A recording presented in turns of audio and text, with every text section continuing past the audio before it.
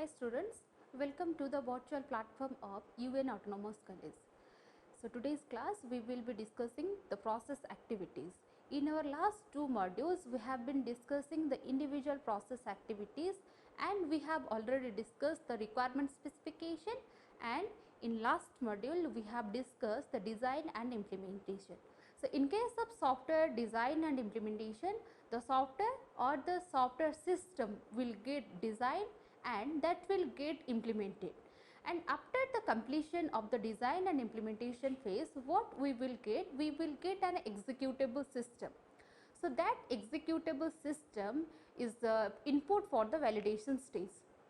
So by taking the executable system towards to the software validation phase, we are going to validate our system.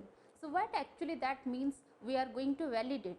That means here we have to run the software. We have to execute the system by taking different types of inputs, and those inputs are the test plans. So according to our test plan, we are going to validate our system, that we have to check whether our system or our software is working properly or not. So in the first stage, that is requirement specification, we have already specified what my user wants or what my user expect from the software.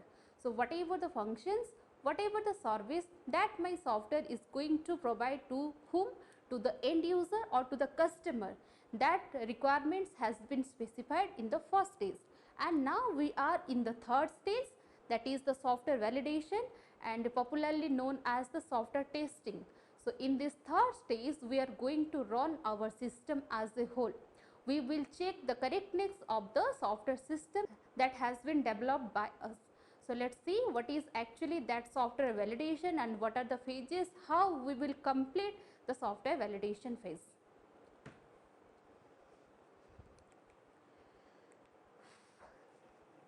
So the software validation is commonly known as verification and validation, that is V and V, and it is intended to show that a system conforms to its specification and meets the requirement of the system customer.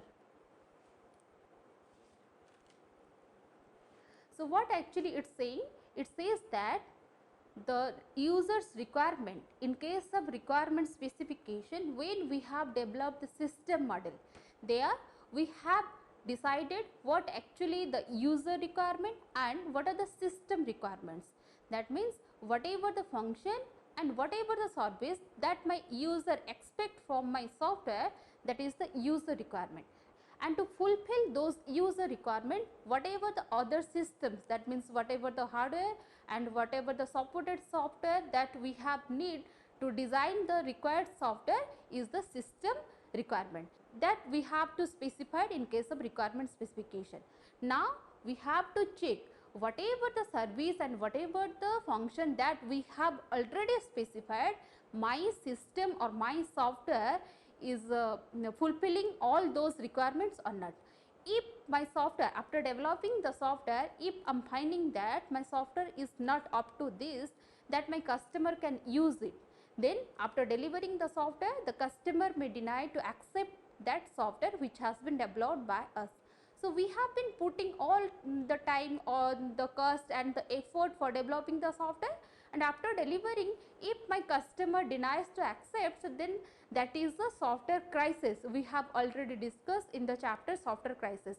What are the reasons and what are the challenges that we face when we are concerned about the development of a software. So we have to take care that whatever the specification or whatever the requirement that has been specified in the SRS document, that is software requirement specification document, the system or the software should fulfill all those requirements. Only then the customer or the end user or the stakeholder, whomever it may be, they will accept our system. So it involves checking and review processes and system testing. So what actually this system testing means? So from the very beginning, I am telling you that the software is not a single component. We have to design and we have to develop some components first. Then we will go for the integration of individual component to find out the interface. Then we will go for the integration of the interface to find out the subsystem. Then when we will integrate the subsystem, then only we will get a software system. So, system testing means we are going to test our software as a whole.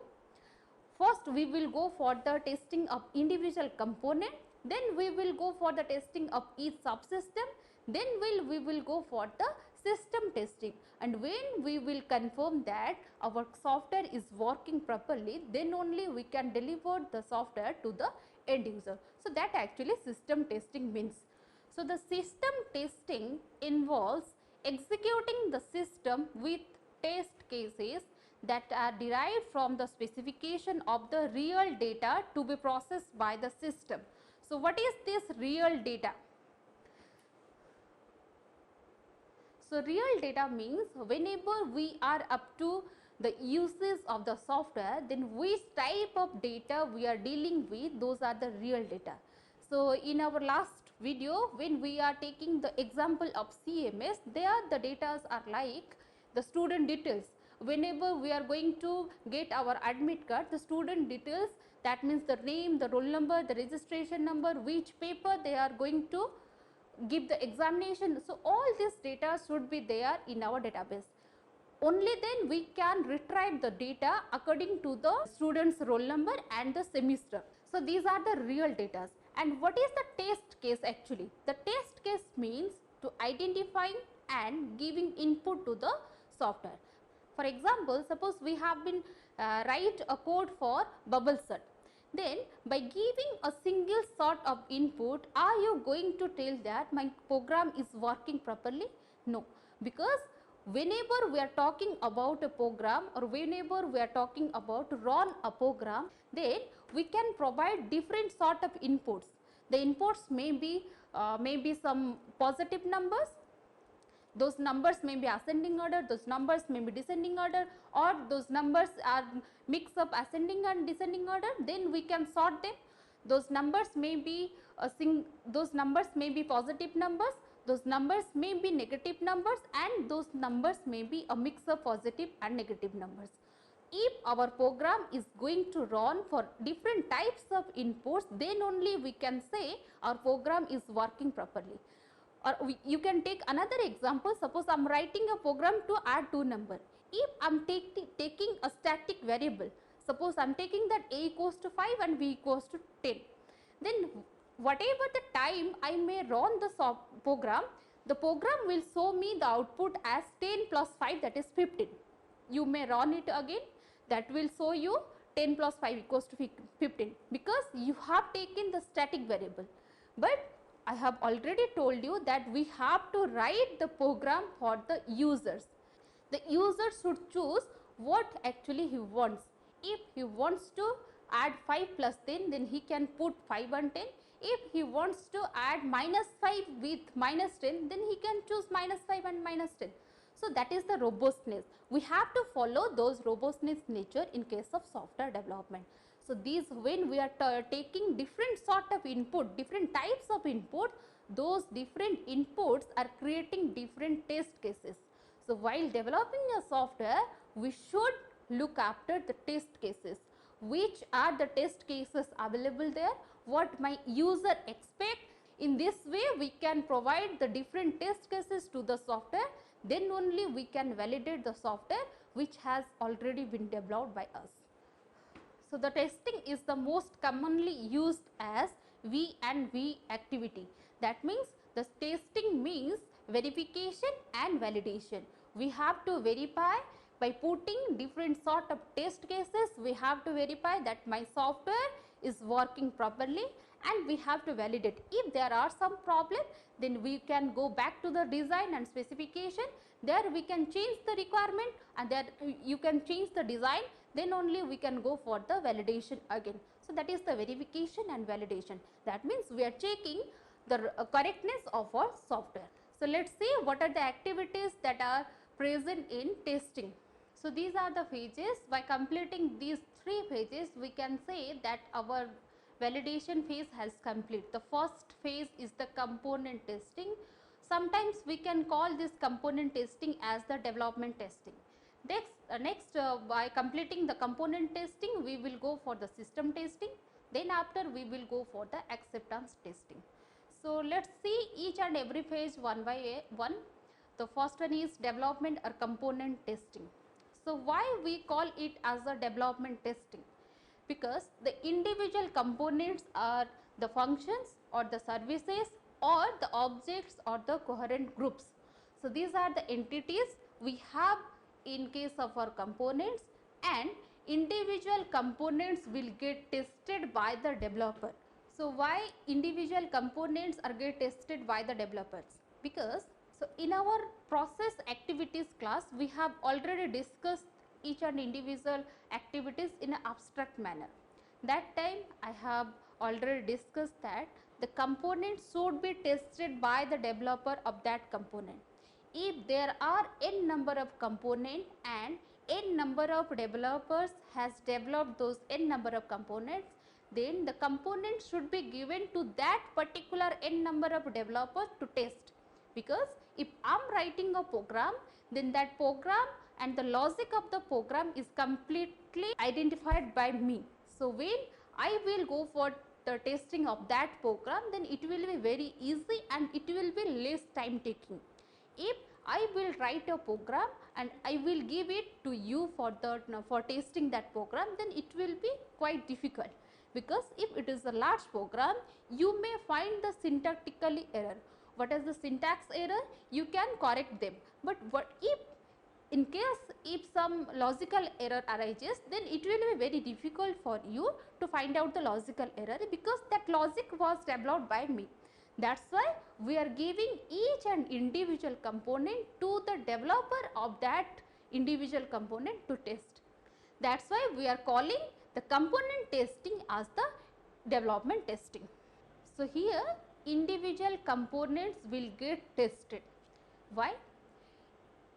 It does not mean that if individual component will get tested and it will get tested properly, that does not mean that the system will get tested properly.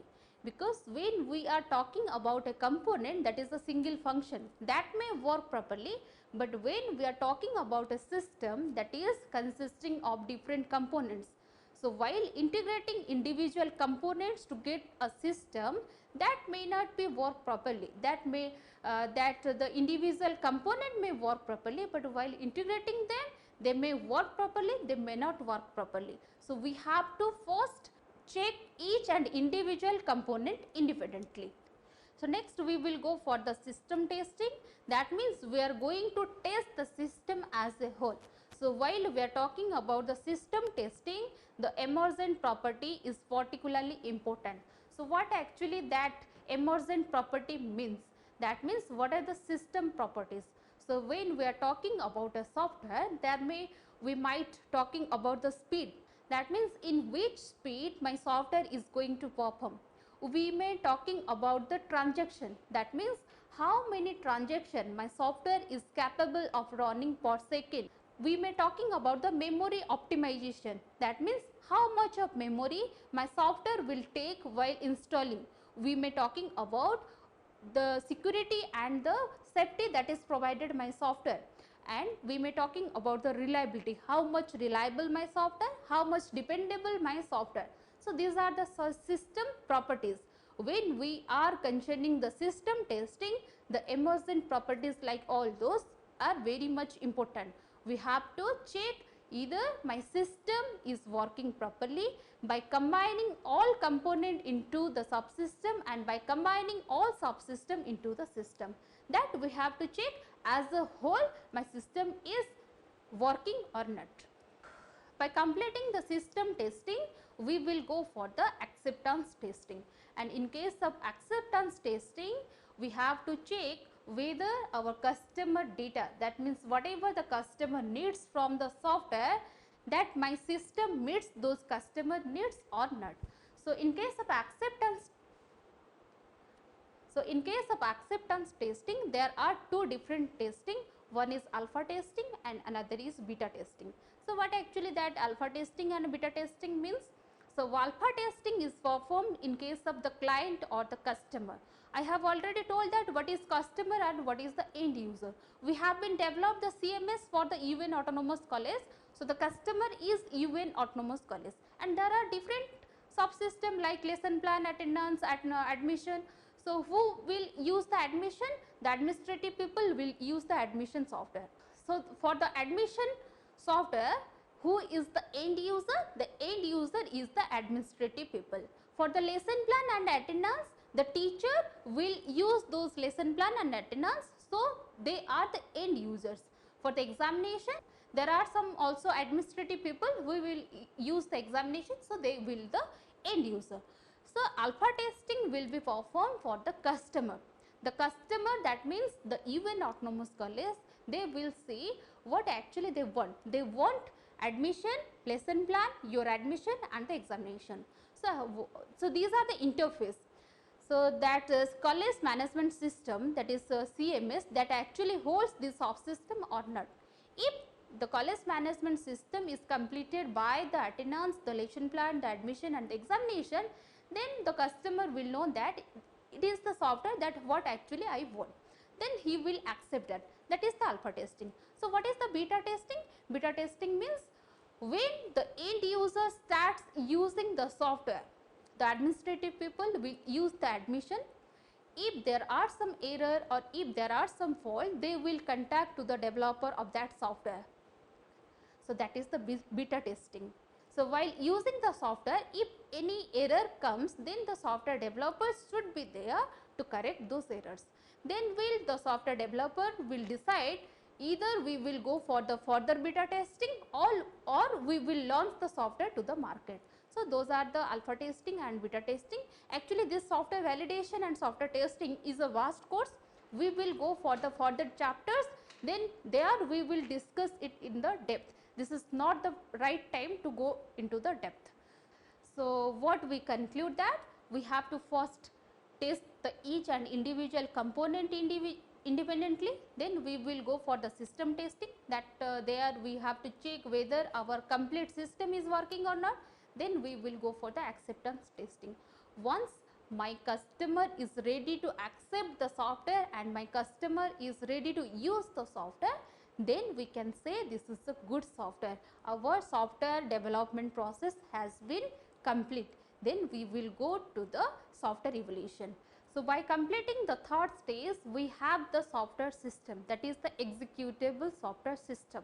Now, it is ready to deploy the software system to the customer. In our next class, we will go for the software testing in case of plant driven, and we will go for the software evaluation. Thank you.